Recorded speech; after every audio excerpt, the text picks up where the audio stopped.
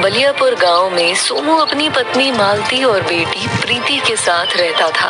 उनके पास उनका एक बैल बादल भी था, जिसकी मदद से वो खेती करते थे। लो और खाओ, जी भर कर खाओ। आखिर तुम ही हो जिसकी वजह से आज हम लोग 2 वक्त का खाना खा पाते हैं। खाओ मेरे बच्चे। सोमू बादल को अपने बच्चे की तरह प्यार दुलार किया करता था। दोपहर में सोनू अपनी बीवी से, अरे ओ भाग्यवान, सुनती हो? जी हाँ आई। क्या हुआ? मैं बादल को नहलाने तालाब पर लेकर जा रहा हूँ और आते वक्त खेत से होता आऊंगा कि फसल कैसी हो रखी है। ठीक है? ठीक है, ठीक है। आपको तो बस अपने बादल के साथ समय बिताने का बहाना चाहिए। उसके बाद सोमू बादल को लेकर तालाब पर जाता है और उसे बड़ी अच्छी तरह से नहलाता है। मेरा सुखी परिवार जिसका है आधार, तू मेरे बादल यार, हाँ तू मेरे बादल यार।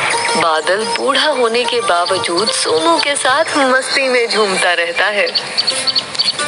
उसके बाद सोमू बादल को लेकर खेतों में से होता हुआ घर आ रहा था। तभी रास्ते में उसे गांव का एक आदमी मिलता है। अरे सोमू भाई, क्या बात है भाई? बुढ़ापे में भी बादल की चमक तो बढ़ती जा रही है। इस बार की प्रतियोगिता की तैयारी हो रही है क्या? अरे कैसी बातें करते हो भाई। वो वक्त गया जब बादल के सामने कोई बैल टिकता नहीं था, लेकिन अब मेरा बादल बूढ़ा हो चुका है। मैं उसे प्रतियोगिता में नहीं भाई, ऐसा नहीं है सोमू भाई। बादल में अभी भी कोई कमी नहीं है। हाँ? बाकी देख लो, तुम्हारा अपना विचार है। सुझाव के लिए धन्यवाद भाई। माफ करना, देरी हो रही है, मैं चलता हूँ। अगली सुबह सोमू शहर जा रहा था। तभी उसकी पत्नी ने उसे रोका। सुनिए जी, मैं कह रही थी कि आप जाते जाते बादल को भी ले जाइए। मैं इतनी गर्मी में बादल को ले जाकर क्या करूँगा? बेचारा परेशान होगा। देखिए, अब बादल बूढ़ा हो गया है और ये हमारे किसी काम का नहीं। अब ये खेतों में काम नहीं कर सकता है। तुम पागल हो गई हो क्या? कैसी कैसी बातें कर रही हो? मैं सही कह रही हूँ। हम अपने खर्चे की पूर्ति ही जैसे तैसे कर पाते हैं। अब बादल का खर्चा बिना कमाए कैसे उठाएंगे? तुम जानती भी हो कि बादल ने कितनी खराब परिस्थिति में हमारा काम किया है। आप मेरी बात मानिए और इस बूढ़े बैल को बाजार में कसाई के यहाँ बेच आइए, क्योंकि अब हम इस बैल को नहीं पाल पाएंगे। हमने बैल को कभी नहीं पाला, बल्कि बैल ने सदा से हमारा परिवार पाला है। मुझे बैल से कोई परेशानी नहीं है, लेकिन मैं भी हमारी हालत को ध्यान में रखकर बोल रही हूँ। मैं आज नए बैलों की जोड़ी ले जाऊंगा, लेकिन बादल इस घर से कहीं नहीं जाएगा। मैं भी बादल से प्यार करती हूँ, लेकिन मजबूरी के हालात देखकर मैं बहक गई थी। कोई बात नहीं, मैं अब शहर जा रहा हूँ। सोमू शहर में गया और उसने देखा कि वहाँ कुछ किसान पशुओं को बेच और खरीद रहे हैं। अरे ये भी सही है, सभी लोग मुझे जल्दी मिल गए हैं। अब यहाँ से एक सुंदर सी बैलों की जोड़ी खरीद कर घर ले जाऊंगा। मालती बहुत खुश होगी। सोमू व्यापारी महकार के पास गया। आइए आइए सोमू, और क्या हाल है? जी भैया, आपकी कृपा है। मैं एक बैलों की जोड़ी लेने आया हूँ। बैलों की जोड़ी तो मैं तुम्हें दे दूंगा, चाहे एक की जगह 2 ले जाओ, लेकिन बदले में मुझे बादल चाहिए भैया। बादल? वो अब किसी काम का नहीं है। वो तुम्हारे खेतों में काम नहीं कर पाएगा। भैया, सभी चीजों की जिम्मेदारी मेरी है, तुम सिर्फ बादल दे दो। मैं बादल को बेचना नहीं चाहता, और वैसे भी उसे अब कोई नहीं खरीदेगा। मैंने पहले भी कई बार समझाया है और आज भी प्यार से समझा रहा हूँ कि चुपचाप बादल को मुझे दे दो। भैया, बादल मेरे बेटे जैसा है। जीवन भर उसने मुझे कमाकर खिलाया है। अब मैं उसे किसी को नहीं बेच सकता हूँ। मैं तुमसे अपने खेत वापस ले लूंगा, फिर तुम क्या करोगे? मजदूरी के लिए यहाँ वहाँ भटकोगे, लेकिन पूरे गांव में सभी मेरी बात मानते हैं। मेरे मना करने के बाद कोई तुमको काम भी नहीं देगा। भैया, ऐसा अन्याय मत कीजिए, हम तुम्हारे हाथ जोड़ते हैं। फिर सोच लो कि तुम बादल को मुझे बेचोगे या नहीं।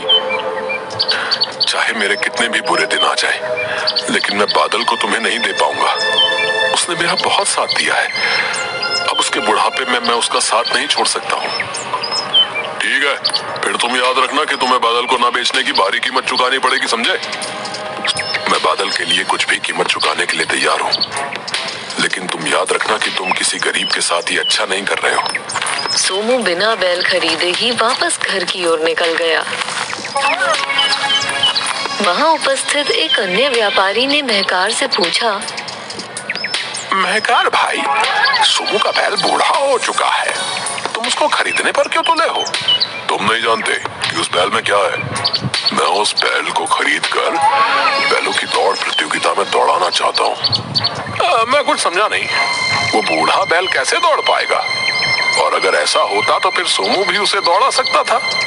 सोमू ने बहुत कोशिश की, लेकिन मैंने उसे हर बार प्रतियोगिता में हिस्सा लेने से रुकवा दिया है, और अब उसको खुद ही बादल पर भरोसा नहीं है, जबकि मुझे उस पर पूरा भरोसा है। अब आगे क्या करोगे? 2 दिन बाद बैलों की दौड़ प्रतियोगिता है। बादल बहुत सुंदर है, आधे से ज्यादा लोग तो उसकी सुंदरता पर ही पैसे लगा देंगे। मैं एक दिन में बहुत सारे पैसे कमा लूंगा, और फिर ये संख्या बढ़ती जाएगी, क्योंकि मैं आखिर तक पैसे कमाऊंगा। हाँ सही है, मेरे हाथ अब सोने का बैल लग गया है, सोना ही सोना होगा। दोनों खिलखिलाकर हंसते हैं। अगले दिन सोमू और मालती दोनों उदास बैठे थे। तुम बिना सोचे समझे फैसले ले लेते हो। मैंने पहले ही कहा था कि इसको बेच दो। ये हमारा भाग्य है कि कोई स्वयं चलकर इस बूढ़े बैल को खरीदने आ रहा है। अब तुम भी मेरी बात नहीं समझ रही हो। मैं सारी बात समझती हूँ। मेरे लिए भी बादल बहुत प्यारा है, और उसके अलावा हमारा कोई नहीं है।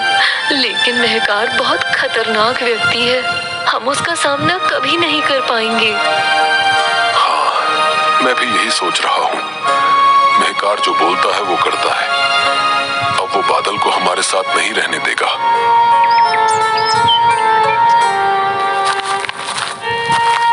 सोमू और मालती बादल को पकड़कर रोने लगे। सोमू उसको पकड़कर चूमता है और फिर रोता है। वो दुष्ट तुम्हें लेने आता होगा। मैं तुम्हें नहीं बचा पा रहा हूँ मेरे बच्चे। मैंने बहुत कोशिश की, लेकिन इस दुष्ट से तुमको नहीं बचा पाया, क्योंकि उसके सामने मैं कमजोर हो गया।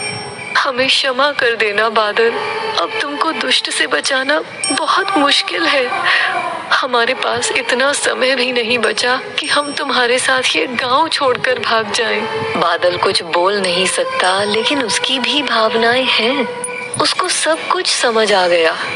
उसकी आंखों से भी आंसू बहने लगे।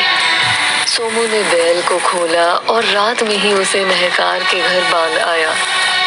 मुझे माफ कर देना मेरे बच्चे, अपना ख्याल रखना। हाँ बस कर, अब बहुत हुआ तेरा काम, अब ये मेरा हुआ, जाओ यहाँ से। सोमू वहाँ से जाने लगा, लेकिन बादल की आंखों के आंसू रुकने का नाम नहीं ले रहे थे। लेकिन मजबूरन उसे वापस आना पड़ा। सोमू ने जब अगली सुबह उठकर देखा तो बादल बाहर खड़ा होकर घास चर रहा था। अरे बादल, मेरे बच्चे, तू आ गया। ये सच्चा प्रेम है, ये निस्वार्थ प्रेम है। मेरा बादल वापस आ गया। सोमू बादल से जाकर लिपट गया। तभी उसने देखा कि बादल के पैर में चोट लगी है। बादल मेरे बच्चे, तुझे ये चोट कैसे लग गई? जरूर ये दुष्ट महकार का ही कारनामा है, उसने ही तुझे मारा होगा। महकार के कारण सोमू और मालती की जिंदगी में सब कुछ खत्म हो गया था। अब उनके घर में रोटी भी नहीं बची थी। अब तो घर में खाने को कुछ भी नहीं बचा है। अब हम क्या करें? मेरी समझ से सब बाहर हो रहा है मालती। तभी बादल उन दोनों को परेशान देखकर अपनी जगह से चलकर पास ही रखी बैलगाड़ी के पीछे के हिस्से के पास जाकर खड़ा हो गया और अपने सींगों से उसे उठाने की कोशिश करने लगा। ये सब देखकर सोमू और मालती रोने लगे। मजबूरी में सोमू ने बादल को बैलगाड़ी से जोड़ा और दिन भर सामान ढोने का काम किया। आज हमारे बुरे समय में बादल ही काम आ रहा है। मैं बादल से बिल्कुल भी इतना ज्यादा काम नहीं लेना चाहता था, लेकिन आज बादल ने बेटे से बढ़कर फर्ज निभाया है। उसने टूटी टांग से भी हमारे लिए रोटी कमाई है। सोमू और मालती दोनों की आंखों से झरझर आंसू बहने लगे। तभी वहां महकार आ गया। अब मुझे ही इस बादल को लेने आना पड़ा। इसकी टांग तोड़ने के बाद भी ये नहीं माना। मैं तुम्हारे आगे हाथ जोड़ती हूँ, मेरे बच्चे को मत लेकर जाओ। हाँ, बादल को छोड़ दो। इसके बदले हम जीवन भर के लिए तुम्हारे गुलाम हो जाएंगे। आज प्रतियोगिता है, मैंने बादल का नाम लिखवा दिया है और अब बादल मेरा है। मैं इसके लिए तुम्हें अब एक भी पैसा नहीं दूंगा। तुम मुझे मार दो और बादल को ले जाओ, क्योंकि मैं अपने जीते जी बादल को नहीं ले जाने दूंगा। देखो, मुझे बहुत देर हो रही है, इसलिए जाने दो, नहीं तो अच्छा नहीं होगा। मैं सच में तुम्हें मार दूंगा। महकार ने सोमू को धक्का मारा और बादल के गले में बंधी रस्सी को हाथ में फंसाकर चलने लगा। सोमू और मालती दोनों जोर जोर से रो रहे थे। बादल भी आगे कदम नहीं बढ़ा रहा था। महकार उसे जबरदस्ती अपनी ओर खींचकर आगे ले जाना चाहता था। मुझे जल्दी से प्रतियोगिता में पहुंचना है और एक तू है कि चल ही नहीं रहा। बादल को बहुत क्रोध आया। वो बहुत तेज दौड़ने लगा। महकार का हाथ उसकी रस्सी में फंस चुका था, इसलिए महकार को भी उसके पीछे दौड़ना पड़ा। लेकिन ज्यादा दूर तक वो दौड़ नहीं पाया और नीचे गिर गया।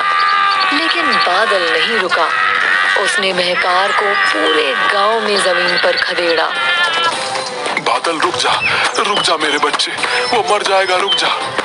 गांव के सभी लोग ये देख रहे थे और कुछ देर में ही महकार की तड़प तड़प कर मौत हो गई। सोमू और मालती भी वहां पहुंचे। बादल, तुझे ये नहीं करना चाहिए था, ये तूने गलत किया। बादल ने जो आज किया वो उसकी मजबूरी बन गई थी। बादल दोनों के पैरों से लिपट गया। मालती और सोमू ने भी उसको गले से पकड़ लिया और तीनों का प्रेम अश्रु बनकर बह गया। बुरे काम का नतीजा बुरा ही होता है।